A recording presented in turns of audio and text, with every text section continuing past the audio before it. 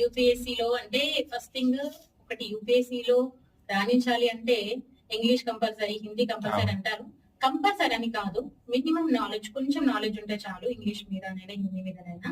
So minimum ఉండకూడదని నేను చెప్పాను, మినిమం ఉండాలి. అయితే తెలుగు మీడియం వాళ్ళు చాలా మంది నేను చెయ్యొచ్చా లేదా అని భయపడుతుంటారు. తెలుగు మీడియం లో కూడా యూపీఎస్సీ రాయొచ్చు. అయితే కానీ ప్రిలిమ్స్ కి మాత్రం పేపర్ తెలుగులో రాకుండా హిందీ, ఇంగ్లీష్ లో వస్తుంది. వన్స్ ప్రిలిమ్స్ క్లియర్ చేశారంటే మెయిన్స్ తెలుగులో రాయొచ్చు, మన ఓన్ లాంగ్వేజ్ లో. అండ్ ఇంటర్వ్యూ కూడా తెలుగులోనే ఉంటుంది వాళ్ళకి.